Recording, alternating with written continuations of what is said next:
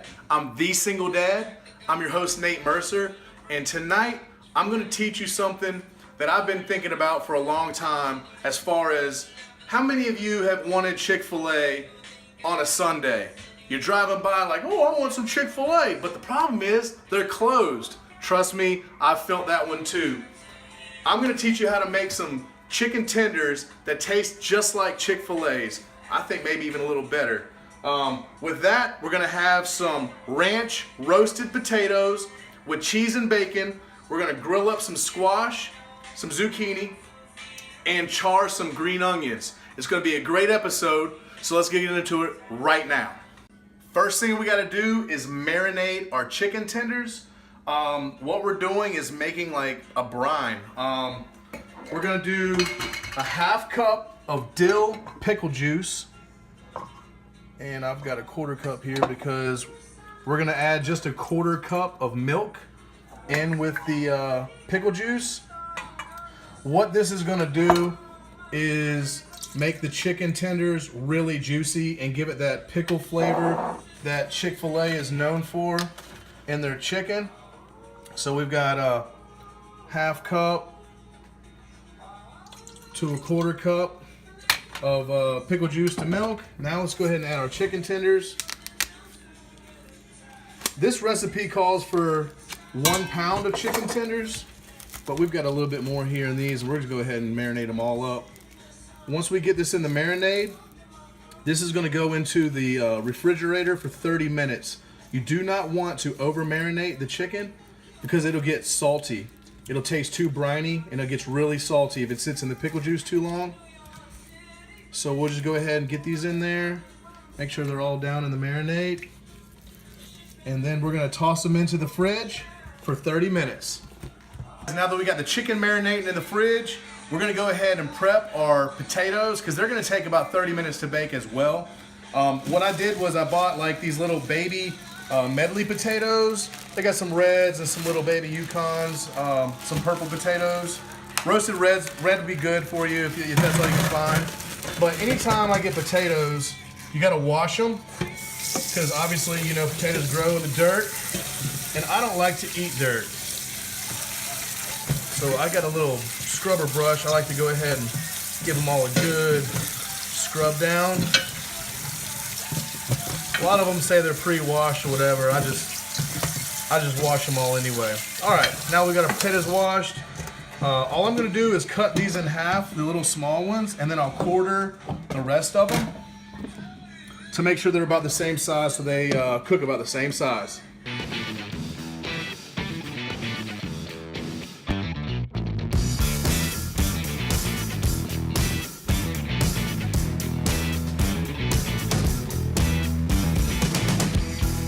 The next step of this is we're just gonna take the potatoes that we've quartered in half and just toss them into a large Ziploc freezer bag.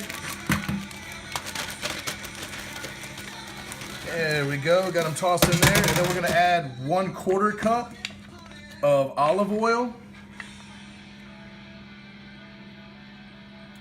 There we go. And we'll just toss that down in the bag. And once it's in there, you're just gonna go ahead and kind of smash it all around and try to coat all your potatoes evenly with the olive oil, which looks like I've done a good job of that. And so the next part, we're gonna add ranch dressing mix. Now, I've got 2 different kinds here. I've got just a regular ranch. It doesn't have to be Hidden Valley. It doesn't matter because you're not making it with mayonnaise. It's just the actual seasonings going on the potatoes. But I've got a spicy ranch. That sounds good to me. I don't know if your kids are down with the spicy or not. Mine are gonna be tonight because this is the one that I'm making. So we're gonna go ahead and just open that up and sprinkle that right in on our potatoes. A whole pack. All right. And now we're gonna do the same thing. Just kind of maybe close it up and smash that seasoning all into our potatoes. Really get them covered up with the ranch dressing seasoning. And then we're gonna go ahead and toss these onto a cookie sheet that I put foil on because let's face it, Nobody's got time to do all these dishes tonight. So when we're done, we'll just throw the foil away and we'll call that a wrap. So we're gonna go ahead and toss it out onto our pan. And then these guys are gonna go into a preheated 450 degree oven. And they are gonna bake for about 30 minutes. You know what, I'm gonna go ahead and sprinkle these guys with some pepper too, because that's what we're gonna be missing on these. So I'm gonna go ahead and hit them with a little pepper. And then pop them in the oven. We're gonna go ahead and prep up the zucchini and just cut it on a real hard bias so we get nice long pieces that are easy to grill. So let's go ahead and do that right now.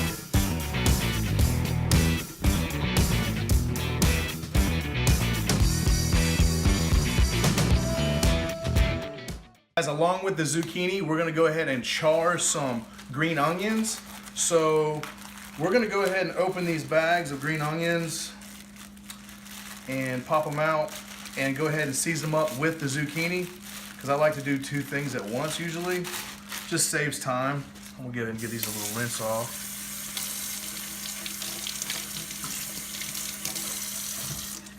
All right, so we're gonna add olive oil, and kosher salt, and cracked black pepper. Wow, that was the wrong side, guys. Okay, the next step for the chicken is we gotta make our dry rub. So I've already got the ingredients all separated out, but we're gonna go ahead and pop them in the bowl right here. We've got 2 teaspoons of powdered sugar. Yeah, I know, you're probably thinking, what in the world, are you gonna put sugar on chicken? Absolutely.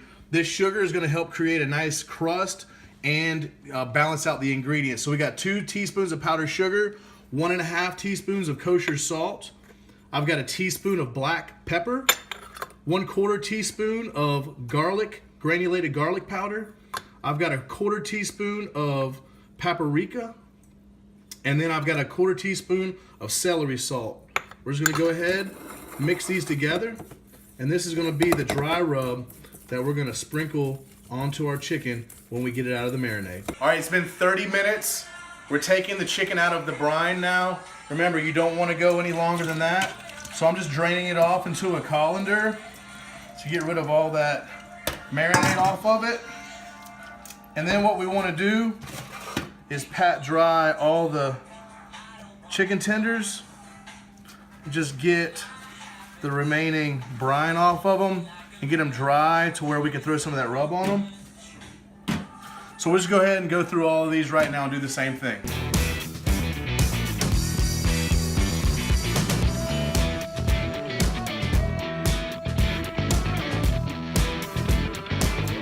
So now we've patted our chicken tenders dry.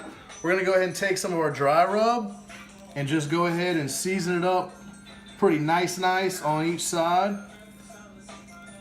You can see that powdered sugar looks kind of white. It's like flouring them. But I assure you, we're gonna make a nice crust because of that sugar, and it really does balance out all these ingredients to make some tasty Chick-fil-a like chicken tenders. All right, got one side done.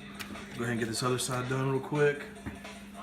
See if I can just sprinkle it out of this bowl. My hands are wet now. Oh, that's working pretty good.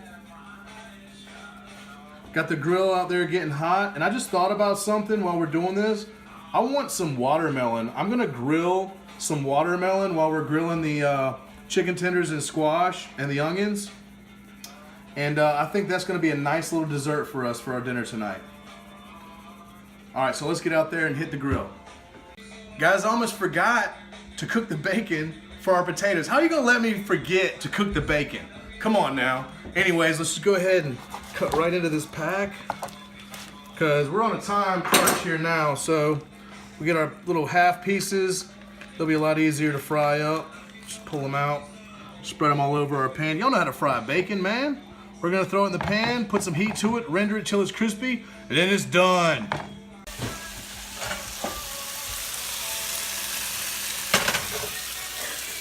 Bacon!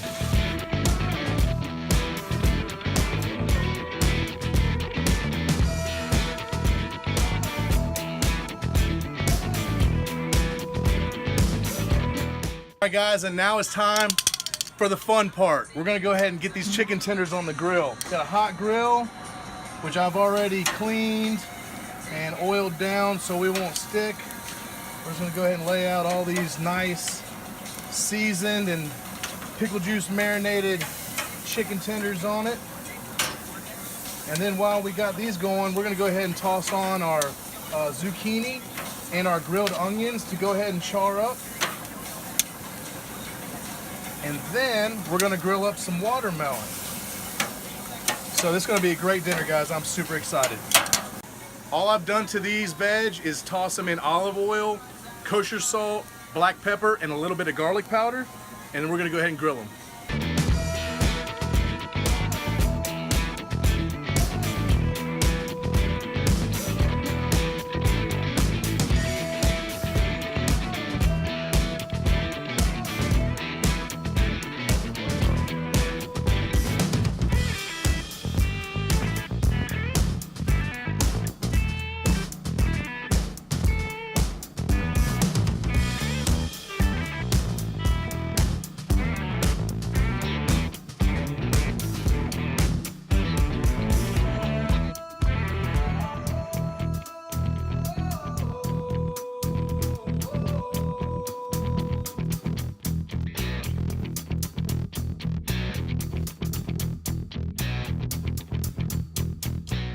All right, guys, we're gonna put a little quick char or some grill marks on this watermelon.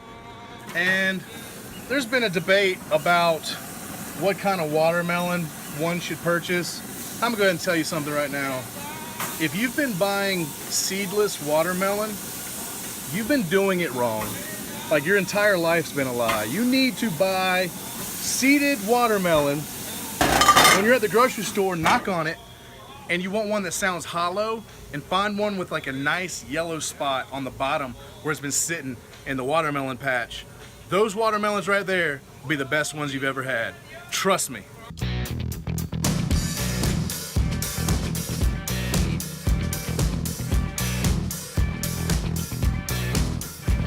Okay, guys, whenever we're taking this watermelon off, we want to go ahead and shingle it because we're going to serve this kind of on the platter. So we want it to look nice on the platter like this. The best you can, do the best you can with it. It's going to be a little bit difficult. That looks pretty good right there. Alright, let's see if I can get it on like that. That looks pretty good. I can't wait to eat this. We're going to put some balsamic glaze on it, on top of this grilled watermelon, and it's going to be a nice little after dinner treat. All right, we've got the watermelon, chicken tenders, charred grilled onions, and the zucchini. Now we're going to go put some bacon and cheese on those potatoes to melt and whip up a little sauce for these chicken tenders. Then we're ready to eat. Boom! Okay, guys, let's go ahead and pop our potatoes out of the oven. Oh, we got some nice roasted ranch potatoes here. And what we're going to do is go ahead and dice up our bacon. Just give it a nice rough chop with a knife. Man, nice thick cut bacon. As a matter of fact, let me go ahead and eat a piece. It's good stuff. Okay, so what we're gonna do is we're gonna pile up our potatoes right here on the foil. Okay, guys, we're gonna go ahead and throw some bacon. And then cheese. I've got a Colby Jack blend here. We're just gonna throw a little cheese atop these ranch potatoes.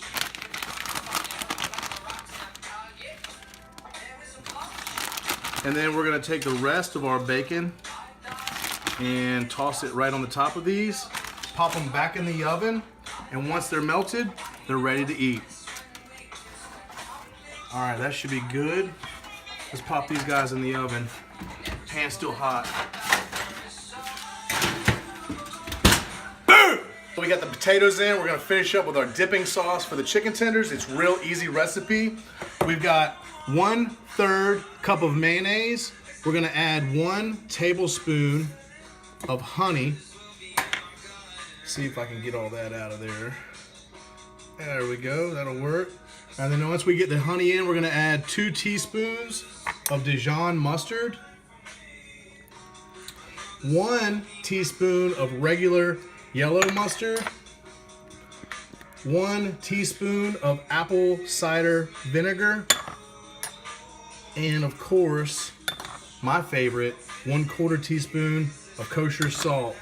We're gonna mix that up real good, and that is a great condiment for our grilled chicken tenders. So first things first, I wanna go ahead and finish our grilled watermelon dish. I'm gonna take some balsamic glaze. I just picked up one from the grocery store, and we're just gonna take it and give it a drizzle right over top of our grilled watermelon, like that. It's got a real sweet, nice balsamic vinegar bite to it. So that's gonna be great. That's gonna be our dessert. Finally, our favorite part of the night, we get to plate up and sit down and eat together. We're just gonna take some of our sauce, put down a nice little dollop, give it that swoosh, take some of our cheesy potatoes, those spicy ranch potatoes that we did, lay them right down on the plate. I've got some shingled zucchini. We can just stack it up right on top of our potatoes. And take probably 3 chicken tenders. Just put them up there like this. And then I made a nice little garnish out of one of those charred onions. Man, look at that. We achieved a lot of height with this dish. You can put a little bit of sauce on the side if you want to, or not, but look at that, guys. That's another dish that looks like it came from a restaurant, but it didn't. You learned how to make this right here in the kitchen with a single dad. Okay, guys, our favorite part of the night where we can sit down and enjoy the meal that we just cooked together. Connor, where are we at right now? In the kitchen in the single dad.